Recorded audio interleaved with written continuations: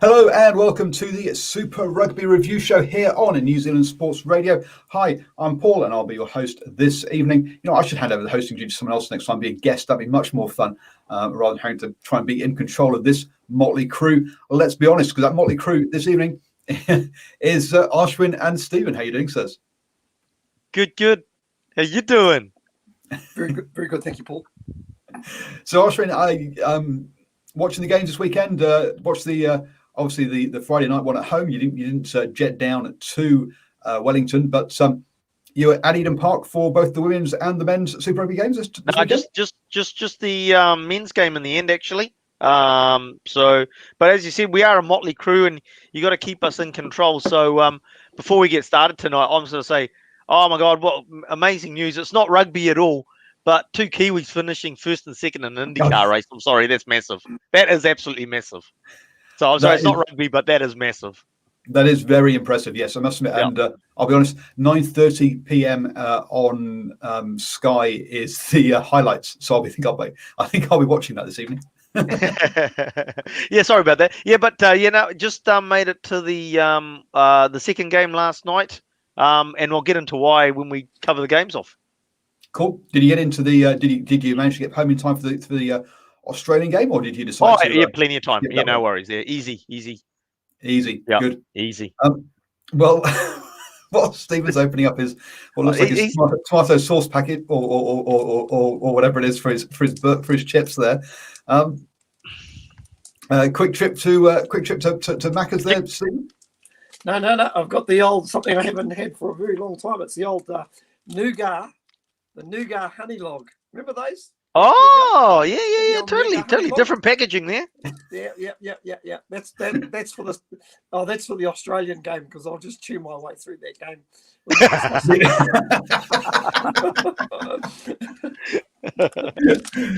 Yes. I know where you're coming from on that one.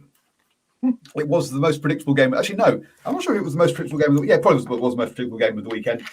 To be honest with that one, Stephen, did you get to Eden Park for either women's games, or did you watch it all from the comfort of your own armchair? No. I was a little bit off colour yesterday, so decided to pack the feet up on the couch. Watched a bit of first 15 rugby. That was from the Presbyterian tournament that's been played down in Wellington over the week. So yeah, a couple of Auckland sides, I think Sacred Heart and St Kentigern down there, mixed in with a few teams from Wellington and Christchurch as well. I think it's at St Thomas's College. That was a very, very good game between St Thomas's College and St Kentigern College. Really, St Kent's the bad boys of schoolboy rugby are allowed in the Church League. Wow, I'm a bit surprised the Church allowed us to do that. Dear me. I think they're getting a bit of a bad rap. Well, okay, they've been bad, but I think there's some other schools flaunting it as well, should I say? I thought they might have been excommunicated, but no, clearly not. Excommunicated. What are you doing then? No, got all the lingo. I was in the studio watching them, and had one screen with YouTube on for my kids, and then one screen with rugby on and the noise cancelling headphones, so I could wasn't distracted by Sophie Plays, which is their favorite YouTube channel at the moment. And hey, if we're ever half as successful as Sophie Plays is on YouTube, we'll have made it, guys. I can tell you that straight away. Anyway. But then we kicked off on Friday night with the Hurricanes versus the Highlanders. I'll be honest, coming into this one, the TAB had the Hurricanes as quite strong favourites.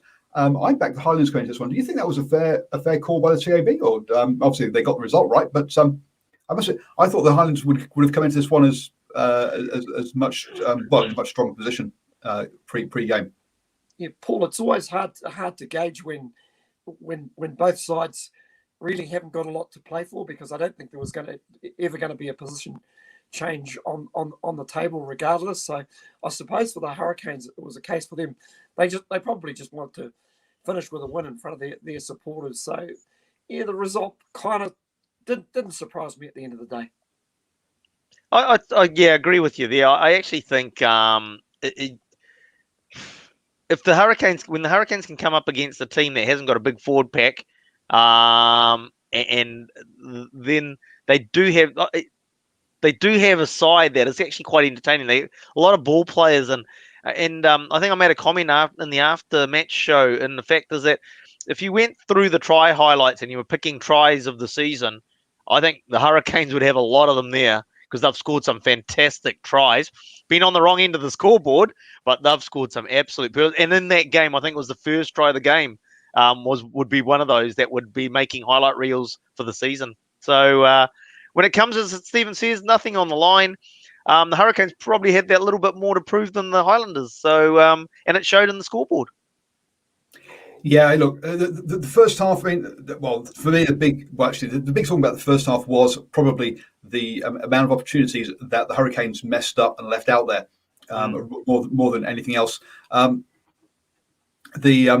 So to me, that was but the kind of undercurrent story that was in there was Dane Coles being an absolute grub yet again, putting his elbow on someone's head, on Mitch Hunt's head on the ground, and then when the ref pulls him over to talk about it, he goes, "Oh, we were just having some fun." Well, you might have been, but I'm sure Mitch Head's head wasn't. What?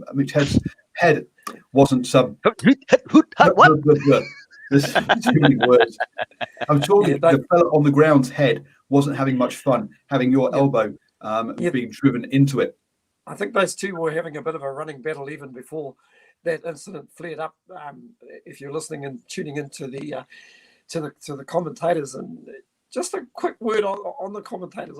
It's not total respect for Grant Nisbet, and total respect for anybody who is a commentator. So in a way, I shouldn't be throwing stones in glass houses. But Nisbet, man, there were a lot of mistakes in his call on Friday night. So I'm just starting to wonder if it's the beginning of the end. But hey, like I say, I better watch what I say. Oh, we're not perfect. Look, to frame it, you could probably say it's like, it's like Murray Walker doing the F1, right? And at the end, it was becoming really obvious that it was time for Murray to put his feet up and enjoy F1 from, just watching it at home. And the classic when he made that comment was like, "Oh, there goes Vettel and he's passing him," and it's just like, and somebody going, "No, Murray, you're watching a replay." Oh boy. Yeah, so I totally agree with you. I've noticed that over not just Friday night's game, but I've noticed that for a while now, not seasons, you might say, Nisbo gets quite a lot of the call wrong. Yeah, and even on it, listen, it wasn't just us picking it up as well. Obviously, I was just at the same time in between our own chat room and a certain other chat room, which I won't mention, but. Listen, he was copping quite a bit on this other chat line as well. And the more you picked up, the more you listened, the more mistakes you were starting to find in the commentary. So, listen, let's just hope you had a bad night at the office. But you do wonder. Hey, just on, we're talking about Dane Coles, and the fact is that, look, at the end of the day, bad guys finish first, don't they? Well, he had the last laugh, didn't he? He had the last laugh, and what has been commented on many times already over the weekend, the Highlanders with the worst ever captain's challenge, and Dane Coles gets a try out of it.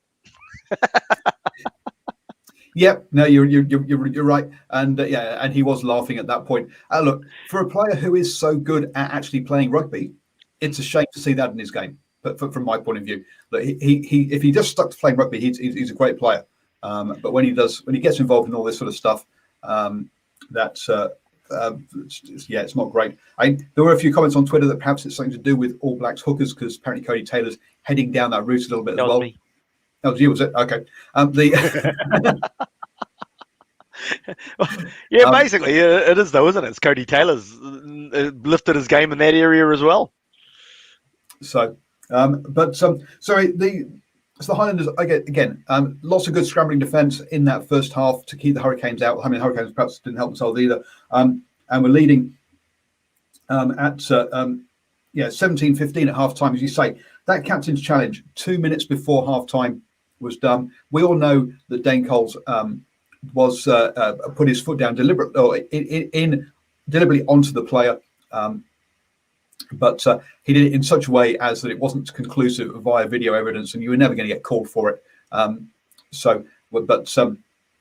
His reputation leads us to remove the benefit of the doubt from a fan's point of view, but from a TMO point of view, you can't do that, and you have to have definitive. And so it's the correct call. It's like a court of law, isn't it? Yeah. It's like a court of law. You have to have. I was going to say, Aaron Smith obviously thought, well, listen, here's our opportunity for him to maybe spring a second yellow card, but there wasn't anything there at all. If anything, it was probably the changing of the match, that try just before halftime. I think it just gave the Hurricanes a little bit of a leg up. Absolutely, no. With 2 minutes to go. It's 7-17. It's a 10-point lead by the Highlanders. They're thinking, we've got this in a real nice situation. They've thrown everything at us. They can't score. They're going to be demoralised at half time. We're all good. And then a bad captain's challenge. Dane Coles goes over from a line-out maul. Geordie Barrett hits a long kick. And Gilbert, unfortunately, bottles it. He should just put it down, had the drop out. Instead, he does a clearing kick, and they end up having a line out from, well, pretty much straight out. The Canes again can't get over the try line. I mean, they another opportunity they left out there, probably about 4 or 5 in that first half alone. And suddenly, what was a 10-point lead is only a 2-point lead, and all the momentum's with the Hurricanes going into the sheds. Paul, interestingly enough, I just wonder sometimes if teams are watching the clock just before halftime. So how many times do you see a game where there's only 30 seconds left, and you think to yourself, well, okay, we're hard on defence. Let's put a few carries in, slow the clock down, and just kick it into touch, go to halftime. Now, I thought there was the opportunity for the Hurricanes to do that. And there was another example of that happening in another game from Australia, and boy, that had massive consequences on that particular game as well. But we'll obviously get to that when we tread down that path. But I just wonder if it's something that that teams have got to be more aware of. Listen, just if you're deep on defence, there's 30 seconds to go, under a minute. Hey, let's just try and wind down the clock as opposed to kicking it away into touch, if you know what I mean. I see we've just got a big bonjour, but from our point of view, it's bonsoir. Yes, it's bonjour in French and good evening in English. But from our point of view, it's bonsoir.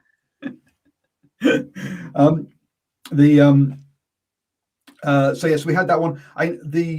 We then ended up with the Hurricanes coming out, chip through, Lamapi chases through, scores, showing a real good turn of pace in that one. Another one where the Landers then go close, captain's referral, and he gets called for I think it was a double movement or knock on or whatever it was. There was a knock on, I think, the one that you're referring to, and that's the one we sort of said, no, they got it wrong, because it's, to our point of mind, the ball was going backwards. It's at the pointy end of the ball, which is propelled it forward. Yeah, it wasn't knocked on, especially if they said that on Saturday night it wasn't a knock on. That one by the Highlanders definitely was not a knock on. Yeah, and that's again, as Nocturnal Rights here says in the live chat, and don't forget, folks, you can join us on the live chat here at 8 p.m. every Sunday. The Highlanders were very flat. And I think after that disallowed try, it kind of took the wind out of their sails. They got a massive disconnect between the end of their line, at the end of their line out, and the start of the defensive line that Ruben Love just ran straight through, that led to the next try. And you've got to say, Ruben Love's stepped up well to this level of competition. And look, he's no he's no All Blacks bolter or anything like that, but he isn't embarrassing himself at Super Rugby level. You know, one thing we all forget, or I don't think many people remember, tell you the truth, is when Richie Mo'unga first came into the Crusaders setup, he was obviously been playing first 5 for Canterbury, and he was not setting the world on fire.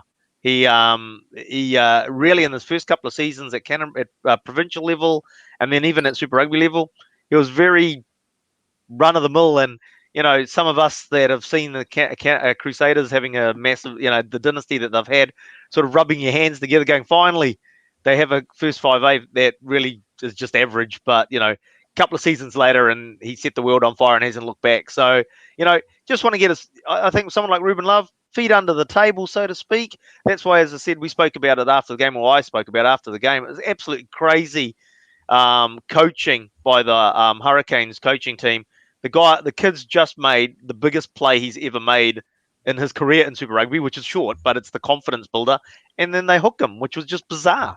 The kid's actually done something good. He's going to have his confidence levels going through the roof. You leave him on to build on it, not yank him. That was nuts. So, interesting one there by the coaches. That went out to a 29-17 lead, and from there, look, the Highlanders were never coming back. In all honesty, they did get one try back, but then a couple more for the Hurricanes. Was that first try from a line-out drive this year? Ashwin Dixon, we haven't seen him score from a line-out drive, so that must be close to the best line-out drive. So I just want to highlight one guy who was really impressed me when he was out on the field, and that's a guy. And this is a bit of an irony. There were a lot of calls for Devon Flanders earlier in the year to be given a start, but he didn't seem to quite be in the mix because they obviously had Artie playing at number 8 and Karefi and who was the other guy, Princep and Fafita at times as well. Yeah, so not enough room. But boy, you talk about taking your opportunities. This kid is good as a very, very good ball carrier and seems to get through a lot of work and has got a bit of pace for a 6/8 loose forward. Yep, no, he definitely played well. Summing up before we get on to, we'll have a quick chat about players in a second, but look, 24 clean breaks. I don't think I've seen a stat that high before for a team. That's for the Hurricanes. And that's the Hurricanes. They scored 41 and they scored 6 tries, but they could have had plenty more. Plenty more. And the Highlanders were lucky to get the try from the rolling maul anyway. So could have, because the front so obviously detached from the maul and then took out players that were just standing around. They weren't part of the maul. If they're part of the maul, fine, but they weren't. They were just standing ahead of the maul, and they took defending players out, which is exactly the line that then Ash Dixon takes to the try line. So that was rather a fortuitous 5 points that they got there. Listen, we shouldn't forget too. They've got a few injuries in this second part of the season. They've been heavily affected. They lost Josh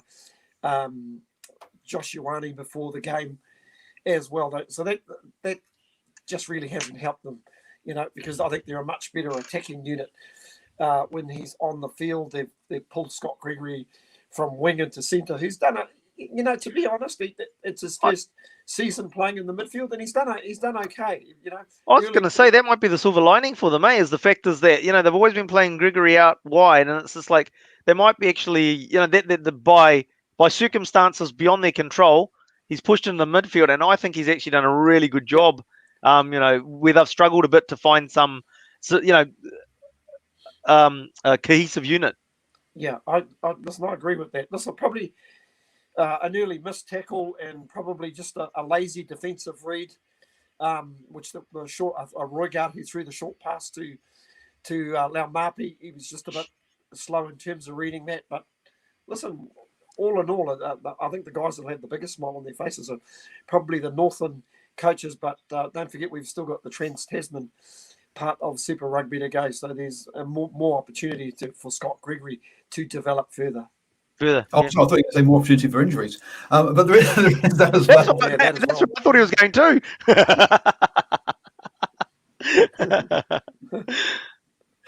Look, I mean, Tony Brown said he's come out and said that he's losing 2 players a week to injuries, which is just that's just nuts. Laumapi 134 meters carrying. Saili Rayasi clearly slacking at 132. Only coming in second there. Both off 11 carries. Defenders beaten Rayasi 10, 7 by Laumapi, 4 clean breaks for Laumapi and 5 for Rayasi. Those two had big games at the weekend. And as you have to do when you're a commentator and you get calls right, so you have to keep banging on and on about them. And it's just like, we called for Rayasi to be in the starting squad for 2 years ago, and then now we're finally starting to see what he can deliver, and he can deliver plenty. There we go. That's to give Ashwin the full screen treatment there when he was making that. Pointing out so you can see my advertising. Make sure you get to Jim's Test and Tag if you need any services. Yeah. Make sure, And if you need any fire extinguisher or anything, give me a call as well. Yep. If you phone up for Jim and you think you're going to get a guy with a beard, you can get Ashwin instead. Just have a beard follow. So those two both had big games there. I thought Roygaard came on and did well as well off the obviously scrum half being a real problem area for the Hurricanes on this one, and I think that's pretty much all I've kind of got to say on that one. Doing his Forrest Gump impersonation. That's all I want to say about that. It's interesting though. Both these teams, they get it. Whilst they'd be disappointed with their with this particular part of Super Rugby, they've got a chance to reload when it comes to the Trans-Tasman. So hopefully they have got a few bodies back on the paddock. Unfortunately, they have got some guys out with real long-term injuries as well. I think Whakatava has been a bit of a loss for them as well. And a couple of others that just escaped me at the minute. But boy, they're a side that are more than capable of shaking that Trans-Tasman competition up. Well, I sort of think out of those two teams, Hurricanes are probably best to sort of keep progressing forward. I think the Highlanders with their injury list, a lot of them are season-ending injuries. And I think it's going to be, they're the ones that are probably going to find it hardest out of the 5 New Zealand teams, I reckon. There's our prediction, and obviously we'll give Ashwin the full screen treatment when he's right in about a month and a half's time. Chimps. So, folks, just to give you a point out, this is an independent production brought to you by New Zealand Sports Radio. Look, we're not associated with NZME or the Herald or any of those big players. So we rely on your support to keep the ship afloat. So head over to patreon.com/NZ Sport Radio and become a supporter of New Zealand Sport Radio for as little as $1 a month. And that helps us get all the tech together so that we can produce these shows for you. And so there's our little plug for you there. And we're back from the advertising break. And so Ashwin, why weren't you at Eden Park for the history-making women's Super Rugby game? I thought I'd head along and get there early if I could and enjoy a beer in the lounge, etc. But after I saw the Blues women's team named, I was like, well, you're not taking it seriously, neither am I. 6 18-year-olds, one still at high school, playing in the match. I guess you've got your Tyler Nathan Wongs and your Portia Woodmans out with the Sevens program, but then why? Because the men's program, you got Caleb Clark that makes a decision this week on whether he's going. So if you want the fans to take this seriously, put good teams out there. Don't put development teams out there. I think it'd be. I think it'd be a tad harsh on that one.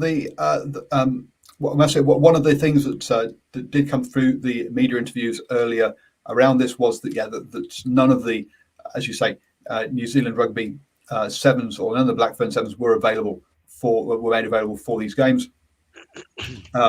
The Super Rugby franchises said they didn't ask for them, but I think that was knowing that having been told already, I didn't officially ask for them, having been told already that they weren't going to get any funding, so they weren't going to get any players released. So look, I think it was picking the best or the players that are on the Blackfern's development pathways and the Blackfern's already there So I think that probably was the strongest team that they could pick from the Auckland, Northland, and North Harbour franchises. I find that hard to believe, tell you the truth. Reason being is that when you look at the last year's FPC, Northland came home with a wet sail and really started to challenge for that top four, one of the top, and just missed out on the top four spot. If that's the case, there should have been some players out of there, surely, that aren't involved with sevens that should have been making that squad. Yeah. And there were. I mean, the Nagvilles were both out there, but the Farah Palmer Cup squads are extremely young. they are very young squads.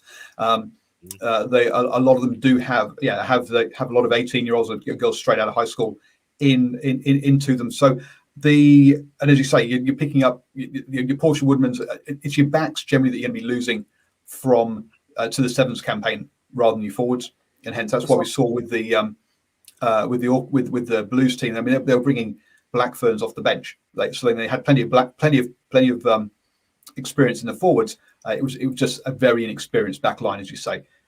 Whereas if you look at the Chiefs team, where they came from, Waikato, Counties, Manukau, and Bay of Plenty, plus one player from Taranaki.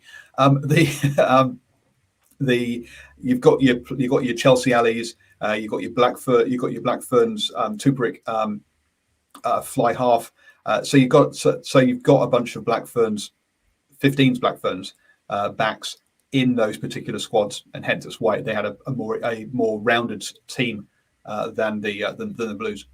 Yeah, Paul, you just stole my thunder. That's exactly what I was going to say. Les Elder was outstanding, and of course, you mentioned the first and second five working together, and the actual thing with the first and second five, Tubik and Chelsea Alley, they both have very good kicking games, and to me that was another real difference between the two sides, where apart from the first five, who's a very young lady herself, appeared to be the only one with the kicking game. But there were times with the Blues, the biggest disappointment for me, it was almost like they met in the car park before the game. Such was their attack. It was really poor, and I guess the other place they were expected to dominate up front with maybe a bigger pack, so to say, but that really just didn't pan out. And the Chiefs girls just supplied much quicker ball. They looked about a split second, 1 or 2 seconds, doing everything at a pace that was just a little bit quicker than the Blues. And unfortunately, the Blues also suffered with a very, very poor line out as well. So they really couldn't get anything going. I think Aaron says in the chat there that surely inaugural competition game deserves the best players on show. Well, they are the best players from those franchise areas. So they deliberately said they deliberately just didn't pick players from outside their franchises. Whether they should or shouldn't do, I guess. Should we be seeing players like, and I've just gone blank as to the world, the best rugby player in the world, probably. The scrum half from down in Canterbury. Kendra Coxage. Thank you. Coxage, yeah. I mean, Paul, should she be switched? Should she be flown in for one of those teams? I don't know. Paul, this could sound a bit controversial, but I really don't know if our ladies are ready to go to Super Rugby level, to be brutally honest, because I still think there's a lot more work to be done with the FPC.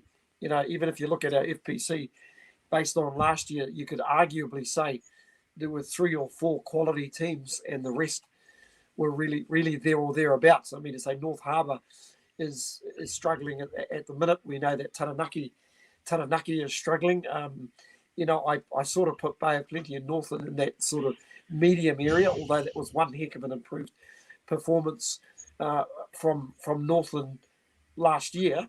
But on saying that, I just think Auckland's dropped off from where massively. They were. And at the moment, there's Waikato and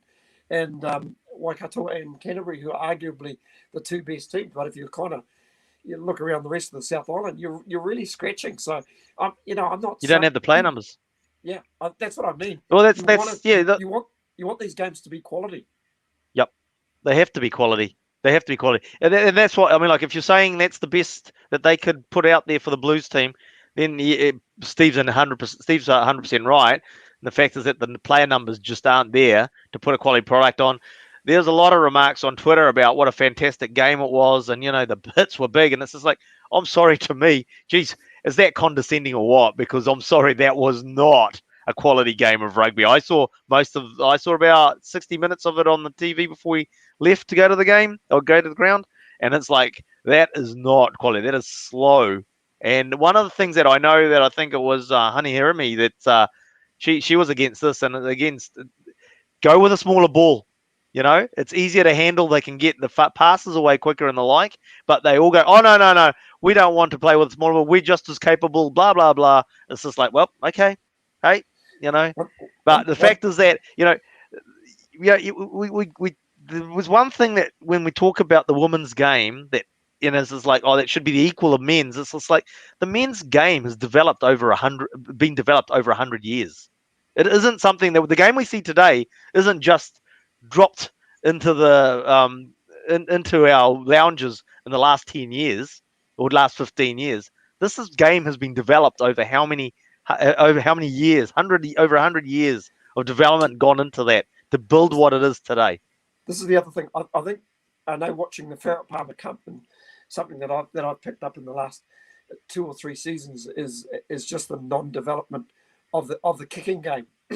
You don't have to try and run everything from everywhere. If you've got a really good kicking game, and we noticed that, you ever watch Sandra Coxhead, no matter what level she's playing at, boy, she uses the kicking game well. And it's just as effective. You don't have to play all the rugby in your own half. And if you kind of looked at the Blues yesterday, they were trying stuff where I thought at times, well, no, listen, play the rugby out of your half.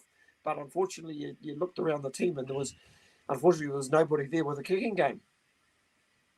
That is one of the big differences between the men's and the women's game is that kicking game and the length of kicking as well. But this isn't a discussion about.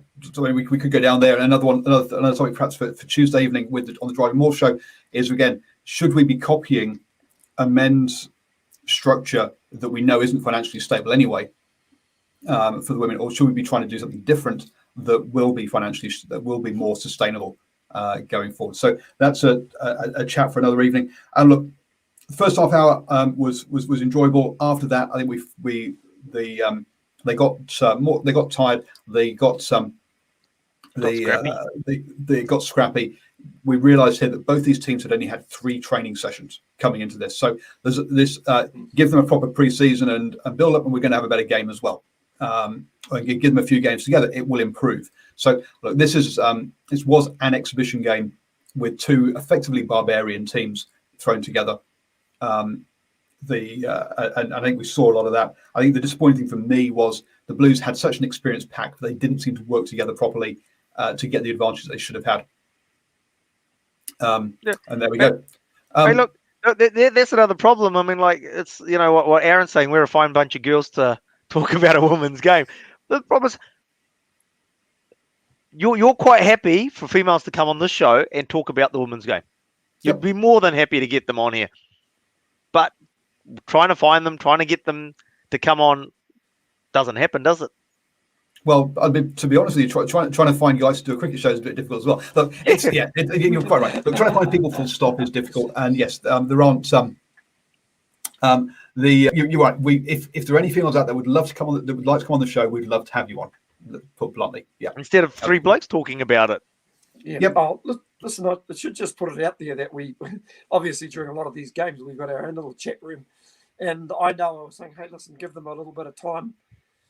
They've only just basically had a couple of trainings together, so you're actually wanting these ladies to succeed, and you're wanting to see a spectacle. But I thought you do want them to succeed. We want them to succeed because it's rugby, and we want rugby to be good, and we want to watch good rugby, right?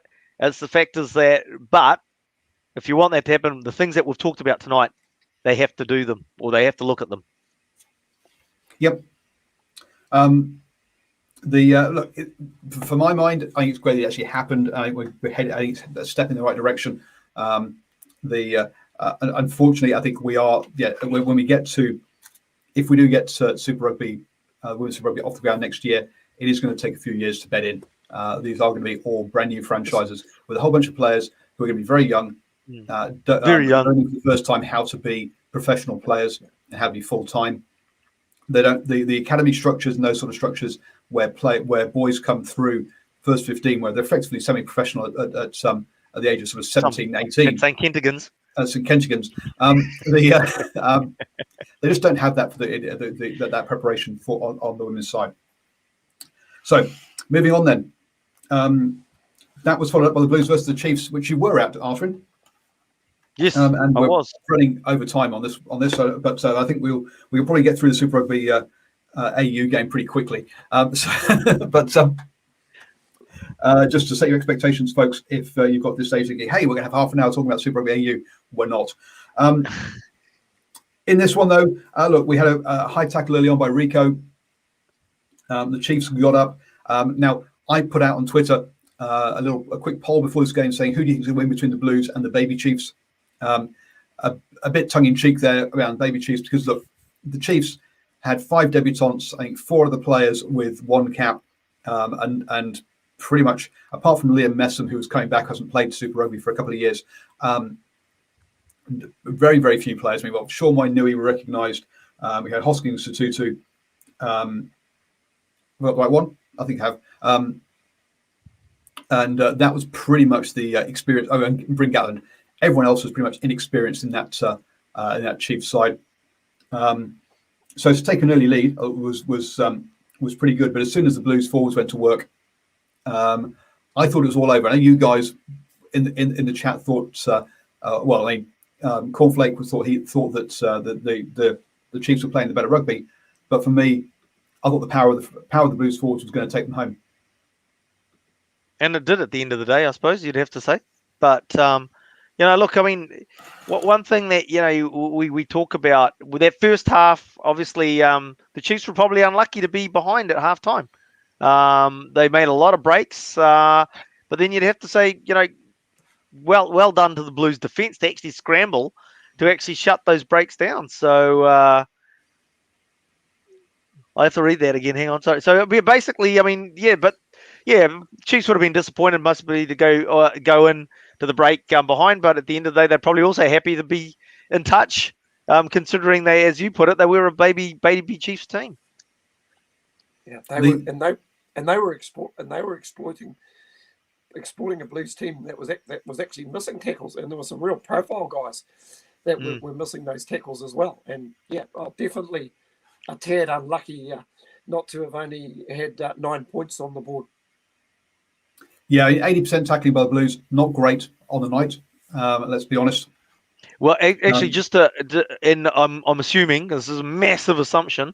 Is the fact is that it was way lower in the first half because in the second half things changed. Yes. So that if it's 80% for the whole night, then geez, it must have been about 70% or lower in that first half. Yep. And we'll probably want to go full screen on this one again for Ashwin, as he'll tell us how Zane Sullivan should have been starting for the whole season at fullback. But to be fair, I haven't called that. We've been saying that the guy should be given the younger guy should be given a go. Actually, I'm not going to have a go at his full name, but Kipkins, Narawa, all these guys haven't even been on the bench. So the reality is, it's great that Zane Sullivan was finally given a shot. In saying that, I think, the fact that you had a new kid coming in that hasn't spent any time basically there probably was part of the reasons why the backline defence was a bit below par in that first half. Yeah, but I'll tell you the crazy thing for me though, guys, is that and Paul and I briefly touched on it last night, or Paul did, and it was a great point. If you think back to that last press conference that Leon McDonald had after the Canterbury game, he lamented the loss of Taniela Talia really early in the piece because a lot of their attacking plays revolve around this guy. Well, I'm sorry, but where were those attacking plays? You had him on the paddock. Where were those attacking plays? Yep, 100%. And the fact is that I've forgotten I said that. But the other thing is that, like, when we it's the smartest thing Paul has said in 2021. Actually, I was really but it's just like, and when you look at him, he's not a he's a take the ball up type guy, isn't he? Mm-hmm. I mean, when I've watched him at Auckland, at NPC level, you can't say that he's a creative guy. He's basically a guy that goes around taking the ball up, doing the hard running. Yeah, he's not a Michael Little, and no, he's not a TJ Faiani. So no, he's a converted winger. Yeah, and then the crazy one is for where's TJ Faiani going? Because the times the backlines actually look like it's getting some level of cohesiveness going is when TJ Faiani came into the 12 jersey. And if you look, I think TJ Faiani is a well-respected leader in that Auckland rugby community. Look, he was he's been the captain of Auckland. He's played for the Blues as well. I mean, he was the captain when they won the competition. He's had some good seasons with the Blues as well. He was the person I remember during one off season. I remember there was Kiriwani had a podcast interview with Arnie Surveyor. And he's going to say things on there that he won't say anywhere else. And one of the points he mentioned there was that during the off season, what got him out of his slump was TJ coming around his house saying, Akira, you're coming out to train. So that kind of leadership is the kind of thing the Blues need in that team. I think, TJ Faiani is someone that needs to be used more, in my view. Yeah, I was about to say, even if you sort of look, that last 4 minutes, they end up scoring three tries. A lot of it was basically in and around forward power. Is basically how they got those tries. It wasn't anything special. Just putting in, just rolling your sleeves up, putting in some hard mahi, and basically working out the numbers. Getting mismatches out wide, and that's how those tries came. So it's a lesson to the Blues. If you play tight and do everything right, those opportunities will basically open itself up. But an area where I've been a little bit disappointed is the play of their pivots. We haven't seen anything creative. I'm not too sure whether Aotearoa Black is under instructions to kick, but it seems as like his first instinct is to actually kick. Now I almost understand that's why he actually got dropped the previous week when they went for Plummer. But what I'm actually seeing moving forward, unless there's a great improvement in the Trans-Tasman Super Rugby, I just think these two guys are off the pace for what you're trying to achieve. Now, the great thing, Dominic, it didn't happen. So Dominic's point there is how down would we have been on the Blues if they lost 35-10? Look, they didn't. But at the end of the day, we've got a team here that should have dominated this game through their forwards, that has got a disjointed back line now. And yet at the hour mark, they're 19-all against a team that has played much more creative than them, with nowhere near the playing experience or playing time together. But that the last knock on, or that last ball, or that or last ditch tackle has meant they haven't got over the line, and that's that's why we're being down on a Blues team here, even though they did win 39-19. But on the flip side of it, if this was another team that had done it, and was 19-all against a makeshift side at halftime or just after halftime, one Stephen Harris would have gone to the TAB and put in a tenner on them to win it easily and comfortably. So and so it's like, what's the difference here? They played a bad game, they won ugly. Is that a bad thing? That's actually, for a Blues side, it's something to actually take away and say, we can win ugly. We need to do what Stephen just said. The fact is that we've got forward dominance, use the forward dominance, control the game, and then heads up play on whether we go left or right, not just automatically go left or automatically go right. That's what they can take away from that game. So at the end of the day, they played horribly for 60 minutes of that game, and they ended up winning it by 20. And you've got to take silver linings out of that. Yeah, Paul and I discussed last 20 minutes, the bench really added as well. I mean to say, I just thought that sometimes it was Tom Robinson and 14 other guys playing, because Tom Robinson seemed to be everywhere on the field, but at least he had a few mates that came on and offered up some support. The biggest thing with Tom Robinson is, his playing, as you've alluded to, is great, but it's his I think he's the captain. When he was the captain last night, and it's his captaincy and his the way that he's obviously able to talk to the referees and the officials that's helping the team massively.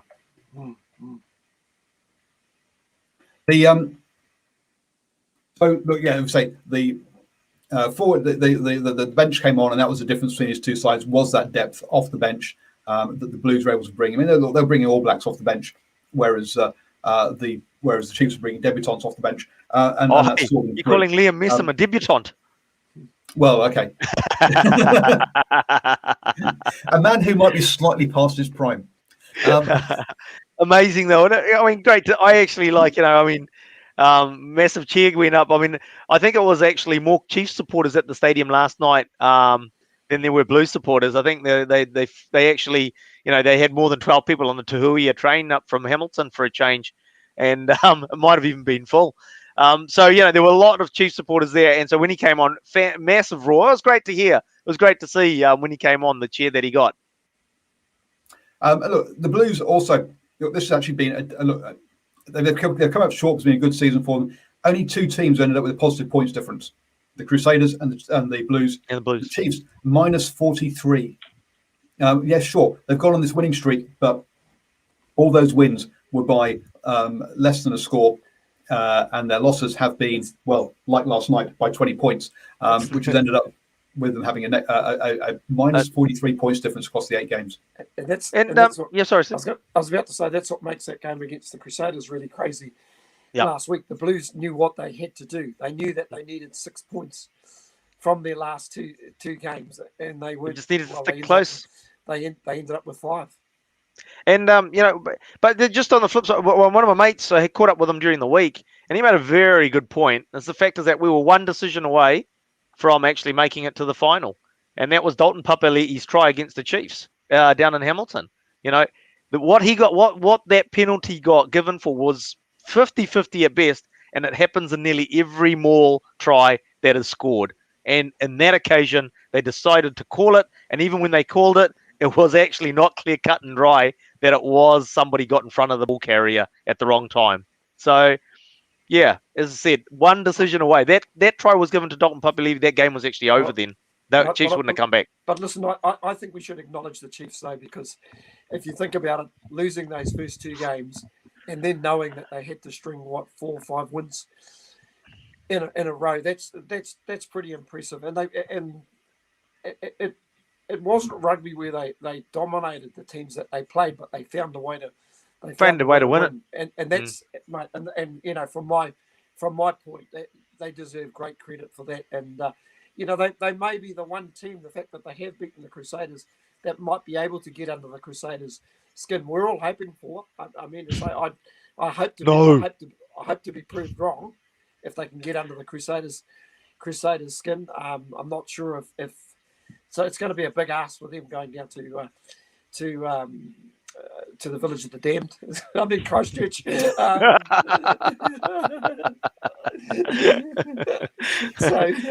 at the end of the day, everybody sort of it's like, oh, are you going to bet? You're going to bet against the Crusaders? It's like, well, no, you'd be crazy to bet against the Crusaders.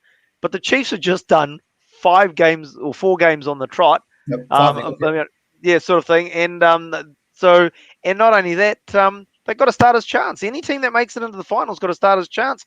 You get a bounceable. Look, why have the Crusaders signed up Pablo Matera? The reason being is that, as I've been saying, look, their forward dominance isn't the forward dominance that they've had in previous years. Okay, so the reality is that there is an opportunity to get parity up front with the Crusaders. It's whether there is one thing that you need to do. You need to shut down Richie Mo'unga. That's what they need to do. Absolutely, and it'll be interesting how they look. I mean, the Crusaders got a bunch of injuries as well. So Jack Goodhue is out. Moody's still in a moon boot. Do you like what I did there? Moody in a moon boot. I don't know if he is or not, to be honest. But he is. He is actually. Not his ankle. But it sounded good. So look, they've got their injury issues as well, and they're lacking a 7. They're lacking centres, even though Braden Ennor is apparently back after a couple of club games. So it'll be interesting to see how that goes. Congratulations to the Blues on their win, but congratulations to the Chiefs on making it to the final next week. So Paul, quickly, Paul, just before you go on, I do apologise. I'll do my why? I'll do my best. Because you called it the village of the damned. I do apologise to all. Again, why? Why are you apologising? What's wrong with that? Those listeners down in Christchurch is probably a harsh call calling that, given what they have been, our good folk of Christchurch have been through. The reviewer asked, how well do we think the Blues will go in the upcoming Trans-Tasman Comp? Look, I think obviously Crusaders go in as favourites because, hey, Crusaders always go to every competition as favourites. The other four New Zealand sides will have really good games against the Brumbies and the Reds, but you've got to then say the Waratahs, Rebels, and Force will probably be beneath, will probably bring up the bottom, and that's, I think, generally how it's going to be. So how the Blues are going to go? They'll go fine. But the Brumbies and the Reds, they'll find tough, just like every New Zealand side will do. So very quick summing up of that one before we go to deep dive of that. Quickly then on to the Brumbies versus the Force then. The first half hour was basically the Brumbies attacking the Force and the Force making tackles and the Brumbies not scoring, which was amazing. And at the just after half hour, the Force decided got themselves a penalty, got in the 22. I think they'd been in the 22 for something like 3 seconds, or 6 seconds, or something like that. Knocked over 3, and took the took the lead. That was probably the worst thing they could have done, to be honest with you, because that just got the Brumbies the Brumbies into action, and they scored a nice try straight after that. Just before half time, we had a correct red card to Pulu. So look, he was one of 3 tacklers, but his there wasn't a wrap. His shoulder hit the guy's head, and force to the head is a red card. I know Ashwin is shaking his hand there. Yeah, well, I'll explain. I mean, actually, we didn't cover off what should have been a red card in the Blues and Chiefs game as well, but it's a Blues game, so we don't worry about cards against the Blues. But no, the reason why the tip tackle. Absolutely. Yeah, totally agree. Yep. That's a total red every day of the week and twice on Sunday. Right, Steve? He's got his new guy happening now. But look, no, the reason why Tony Pulu's won, there was mitigating circumstances for me. As I say, you start with the red, it's contact to the head. There was mitigating circumstances because he's 2 on the tackle. He's actually come up off one of his own men and his shoulder has then made contact. One of his own men has stopped him being able to wrap his arm around, or has deflected his arm. And I felt that there was, it's just like, well, no, actually not, you can't say it was like Dane Cole, sorry, but yeah, that's the way I saw it as a fact, is that I thought that it could have been a yellow. It's definitely a card, but I thought it could have been a yellow because of the fact that there were teammates in front that meant that he got into a bad position. He didn't directly get himself into a bad position. And you know, the real shame of this pretty much happened basically after the Hooter had win. Pretty much. And there was only 30 seconds to go. And who's the halfback? Caballero, is it the halfback of the Western Force? To be honest, he should have just called his forwards in, just got them to carry up from the goal line, slow it down. It gets worse than that. It gets worse than that, because actually to get to the position where that the Brumbies had the ball and they were taking attack, the Force had a scrum just on the Brumby side of halfway, which then they got free kicked. So they got free kicked because they delayed the put in. So then the Force got the ball, and that's how they actually, because it was about a minute and a half to go when that scrum was going down, where the Force had the put in. Yeah, I've no issues with the card. The card is, but you know, if you got to replace a guy after 20 minutes, why not just replace him straight away? Or after 10? After 10. I don't know. Well, then, then the value of the yellow card's gone if you do it straight away. That's why. Yeah, well, after 10 maybe. After 10 instead of 20, at least put them back to to match. But I guess that's an argument for another day. And I've got to admit, that's where I left it. I was actually pleasantly surprised. What the score was a lot closer than what they ended up. But I will basically say on the Western Force, I got to eat a bit of humble pie. I must admit, at the start of the season, I thought they were absolutely rubbish, but they actually showed a lot of improvement, and they are trending in the right direction. And what it actually shows that there's a lot of heart in that team, and I think a lot of it's actually driven by a couple of those Kiwi veterans that are in the team in terms of Jeremy Thrush and Richard Kahui, and that's coming through big time. I was going to say, look, there's a couple of points that I just want to cover off. So I 100% disagree with Paul when he said that the Brumbies were for half an hour of the game, or they were dominant sort of thing, and the Force were. I felt the Force were defending for 80 minutes of that game. That's what it felt like. Okay, yeah. I haven't got through to the whole bit of the game. I was just talking about the first half hour. It didn't feel like they attacked at any stage of that game. I watched the whole 80, and it was just like the Brumbies on attack and the Force defending. And that brings to the Steve's point around and Jeremy Thrush. I thought Jeremy Thrush had a massive game. His work on defense was huge, and for some guy that's basically starting to get to the age where really he's just on a pension and picking up contracts to feather the nest. It's just like there was no nest feathering there.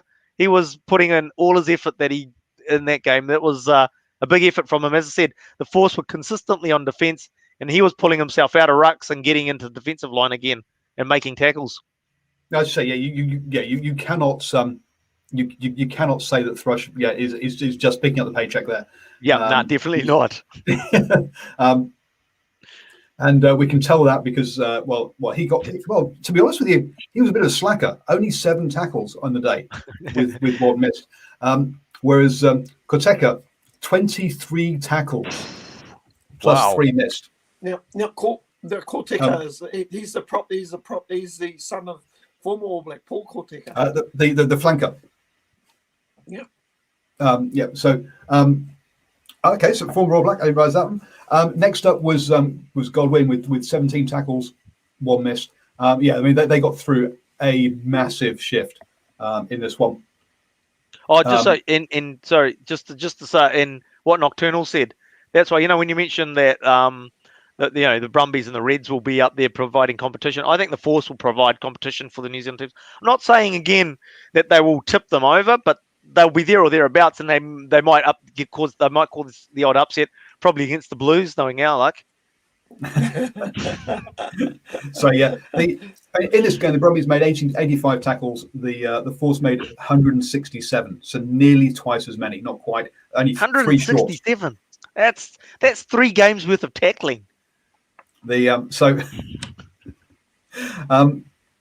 a big shift there by the Force. Yeah, look, 62% possession, 71% territory. This game was played all in the Force's half, mainly in the Force's 22. So look, we all thought the Brumbies would win. As you say, Stephen, it could have blown out in the second half, but look, the Force kept up their high work rate, didn't let the heads drop, and even though they had nought line breaks, knocked over 3 penalties in that one. The Brumbies looked 21 points, and for all that domination, really with only 6 clean breaks, you got to say should have done more with the ball they had. But look, they never looked like losing this game. Let's be honest. Yeah, but with what you just said, Paul, you got to give credit to the Force, right? And I mean, they nullified the driving more from the Brumbies, and then they nullified also. One of the things that the Brumbies do is that they draw the defence and using the driving more, and then they use their backline very well. They cut that down as well when they started to shift out wide. And going right back to the beginning of our show when we had a go at New Zealand commentators, love him or hate him, Michael Cheika provides really good insight into what the hell's going on that field. So, and he was telling us why the Force were doing well, or when they did score that, when the Brumbies did score the tries at the back end of the first half, how they achieved it. And this is what we've been screaming out for years for Sky to provide us, is some sort of technical sort of information about why the hell something happened on the pitch. And that's what Michael Check is doing, and he's doing it really well. Outstanding comms, Ashwin. I got to totally agree. There was a piece that he did with regards to the Brumbies attack, why it wasn't as effective as he could be, and he just explained a couple of things that Nick White needed to do a little bit better, utilise some forwards coming round the corner, and it was really, really interesting insights. In fact, you could argue that the force defence was very good, but on saying that, I don't think the Brumbies asked a lot of questions either. Well, they didn't play no risk rugby, didn't they? They really, really tightened it up, and they didn't want to really give any opportunities out there for anything to go awry. So they really tightened it up, or whether it was because the force were driving them in, I don't know. But yeah.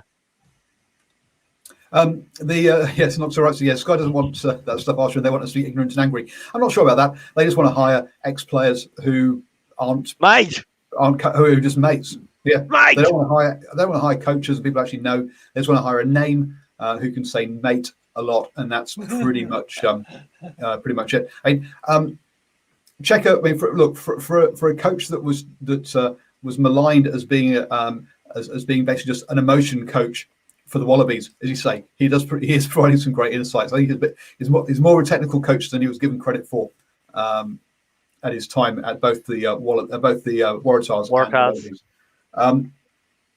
Look, the Brumbies in the second half were kicking penalties. They never do that. So that just tells you how successful the Force were with this. And yeah, they decided to use the boot just to take the game away and get themselves a comfortable victory. If they try and do that against the Reds, I don't think that's going to work. So I think Reds come in as pretty strong favourites next weekend for the Reds versus the Brumbies. The opposite to the last year's final when the Brumbies hosted it and the Reds travelled to Canberra. This time the Brumbies travel up to Brisbane. You know what? Another reason why the Reds go in big strong favourites. How many players did the Brumbies lose in that game? Well, there is that as well. Samu. I mean, as somebody asked, how's Pete Samu? I haven't heard anything, but it did not look good. And there was a couple other players that didn't look good when they went off as well. So that could be a big impact to next week's game. Is who the Brumbies have to put on the field? Yeah, because they're influential players. Yeah, and it does make a good point. He says they do have a coach on Sky Commentary, Sir JK. Yes, JK, great winger, done really great work with mental health. Piss poor coach, piss poor commentator or pundit as well. Look, yeah, his coaching record, as much as like, hey, he was an international coach. Yeah, with a losing Japan side, and look what other people have done with Japan since he's left. And he didn't do much with Italy either. So yeah, and also the Blues. I was about to say, guys, a guy who could be a bit of a loss for the Brumbies is James Slipper. He didn't see the first half out, although they still have Scott CO, which will give them a strong scrum. But we know how strong that red scrum is at the moment. So no, looking forward to watching that final. In fact, looking forward to watching both finals next weekend. You're gonna make it through through the whole 80 minutes for the second game. Oh, it's a final. It's and listen, I think the Reds play quite attractive rugby. Hopefully everybody can stay on the field. Yeah, Tupou's going to make a run from the 22 all the way to the try line. His own 22. He's going to run 80 meters and score. That would be spectacular. You've got to say, look, having where you got a game where one side has dominated the entire first half, the other side loses a player for 20 minutes. You've got to say that we expected it to blow out, but kudos to the Force for not letting it do so. Basically, so guys, that's it. We'll be back on Thursday at around about 5ish with Cornflake bringing you the preview of the Super Rugby Aotearoa and Super Rugby AU finals. We'll be back here at 8 p.m. on Sunday reviewing those two games. We'll also probably be live straight after the Chiefs, the Brumbies. Help me out there, boys. Gumbies. No, they're not the Gumbies. Brumbies. No, I'm trying to say that that team from Christchurch. The Crusaders. We'll be live straight after the final whistle, the Crusaders versus the Chiefs. And do join us then. We'll be back obviously on Tuesday evening with the Driving Moors show. Thank you, boys.